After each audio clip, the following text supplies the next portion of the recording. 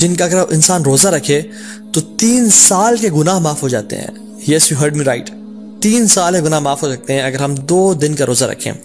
हदीस में क्या आता है, रसूलुल्लाह सल्लल्लाहु अलैहि वसल्लम ने फरमाया कि जो शख्स अरफा के दिन का रोज़ा रखता है, अल्लाह सुब्हानहू तआला उसके पिछले साल के और अगले आने वाले साल तमाम गुनाह माफ़ कर देते हैं।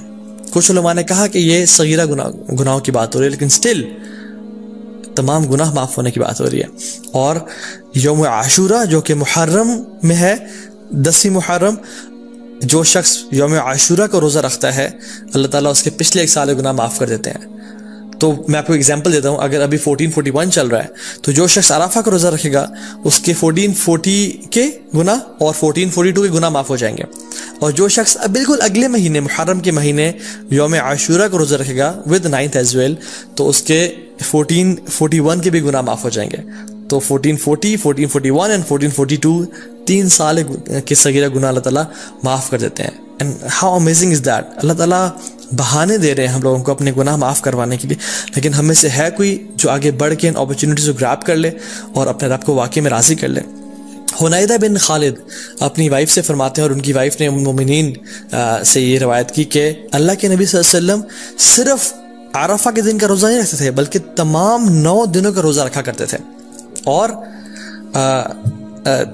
इन 9 दिनों के अलावा यौम आशूरा का दिन जो कि मुहर्रम में है, 3 days ऑफ ईच मंथ जो कि अयामुल बीज बोलते हैं, which is the white days. Why? Because 13, 14, 15 के ये आयाम है जिसमें जो सन है, सॉरी जो मून है, वो अपने फुल अपने पेनिकल पे होता है।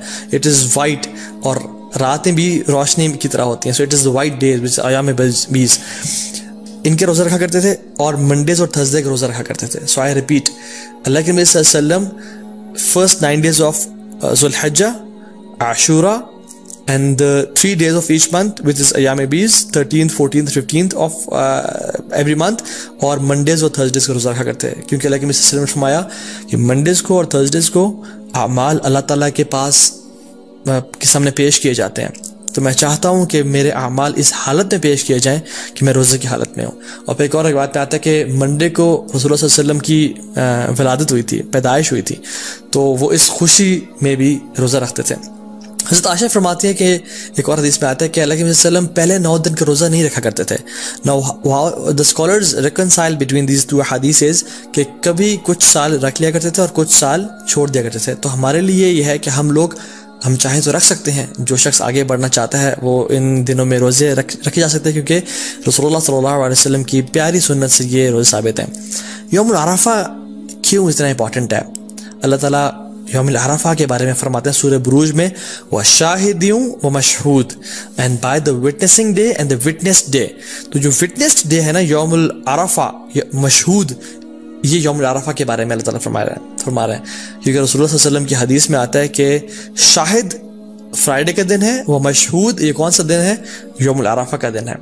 अल्लाह सुब्हानहू तआला इस दिन जहन्नम से इतने ज़्यादा लोग आज़ाद करते हैं कि किसी और दिन जहन्नम से लोग आज़ाद नहीं करते। He frees many people from the fire. और अल्लाह ताला करीब आते हैं और अपनी प्राइड एक्सप्रेस करते हैं। He expresses his pride over angels, और फिर पूछते हैं कि ये लोग मेरे बंदे क्या चाहते हैं। और कुछ और रिवायत में भी आता है कि ये जो मेरे बंदे हैं, ये जो डिसेबल्ड और ये मिट्टी से आलूदा हुए हुए बंदे हैं, आजी और इनकी सारी की निशानी है उनकी, ये क्या चाहते हैं मुझसे। और अल्लाह ताला इन पे फ़ख्र करते हैं और अपने बंदों को जहन्नम की आग से आज़ाद करते हैं। नाउ वेरी ब्रीफली, हम इन 10 दिनों में कौन से ऐसे अमाल कर सकते हैं जिनकी वजह से हम बाकी लोगों से आगे निकल सकते हैं? इमाम हसन बसरी रहमतुल्लाह फरमाते हैं कि सबसे पहली चीज़ तो डोंट निगलेक्ट योर ऑब्लिगेशंस। अपने फ़राइज़ को बिल्कुल ना छोड़ें। जो शख्स आज तक अपनी नमाज़ों में अपने फ़राइज़ में कोताही कर रहा था, तो उसके लिए बहुत बड़ी अपॉर्चुनिटी है कि वो इन 10 दिनों में आगे निकल जाए और अपने फ़राइज़ अमल करना शुरू कर दे। दूसरी चीज़ जो हम कर सकते हैं, which is the first thing I will quote, कि हज। जो शख्स हज की इस्तात रखता है उसके लिए बहुत बड़ी अपॉर्चुनिटी है, क्योंकि हज बाकी साल के महीनों में नहीं किया जा सकता। अल्लाह ने फरमाया an accepted hajj brings no less reward than paradise. अल्लाह अकबर, कि एक मकबूल हज का अजर कितना है? जन्नत, इसके अलावा और कोई अजर नहीं है। मतलब ही विल बी ग्रांटेड जन्नत अगर उसका हज मकबूल हो जाता है। So it's a great reward. बुढ़ापे में हज कोशिश करें ना करें, जवानी में कर लें, और अभी टाइम है और पैसा है तो ताकि उस इबादत को आप इंजॉय करें इंशाअल्लाह ताला। दूसरी चीज़ कुर्बानी, विच इज़ द सैक्रिफाइस। ये सुन्नत इब्राहिमी भी है, अल्लाह के नबी सल्लल्लाहु अलैहि वसल्लम किया करते थे, तो इसका ख़ास एहतमाम करें। ये मत सोचें कि नहीं हम कुर्बानी नहीं करते, चले हम कुछ और काम कर लेते हैं, बल्कि ये एक गलत सोच है।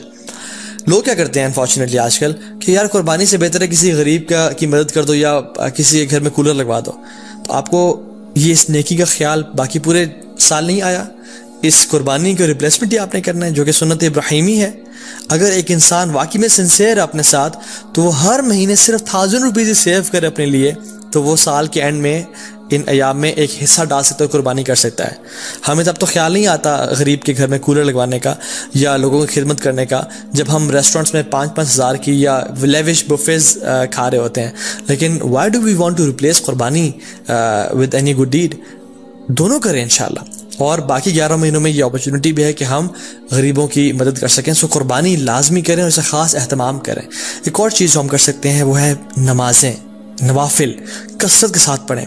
सुनन रवाबित जो कि 12 नफल हैं, जिनके बारे में फरमाया अल्लाह ने कि जो शख्स ये पढ़ता है अल्लाह ताला जन्नत में उसका घर तामीर कर देते हैं, जिसके बारे में मैं कसरत से बता चुका हूँ पहले भी।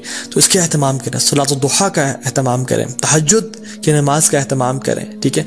तो तहियतुल मस्जिद, तहियतुल वज़ू का अहतमाम करें। तो कसरत से नवाफिल का अहतमाम करें इंशाल्लाह। चौथी चीज़, कुरान को पढ़ें और तदब्बुर करें, क्योंकि सलफ सालेहीन कहा करते थे कि there is no deed better than reading Quran and pondering upon it. उसके बारे में सोचना और तदब्बुर करना। कुरान को टाइम दें। Yes we know and we realise कि रमज़ान के बाद एक ग्लिच आता है हर बंदे की ज़िंदगी में, लेकिन these 10 days are an amazing opportunity जिसमें हम दोबारा से उस इबादत की लज़्ज़त को रिवाइव करें ताकि वो आइंदा साल के लिए जा सके इंशाल्लाह। एंड रिमेंबर अल्लाह सुब्हानहू व तआला, which is the 5th point, कसरत से अत्तहलील व तकबीर व तहमीद, ला इलाहा इल्लल्लाह, अल्लाहु अकबर, सुब्हानल्लाह, अल्हम्दुलिल्लाह, कसरत से पढ़ें। अल्लाहु अकबर, अल्लाहु अकबर, अल्लाहु अकबर, ला इलाहा इल्लल्लाह, अल्लाहु अकबर, अल्लाहु अकबर वलिल्लाहिल हम्द। कसरत से अल्लाह ताला का जिक्र करें, क्योंकि अल्लाह की ने ये हमें दीद हदीस में सजेस्ट किया कि तुमने ये काम करना है इंशाल्लाह।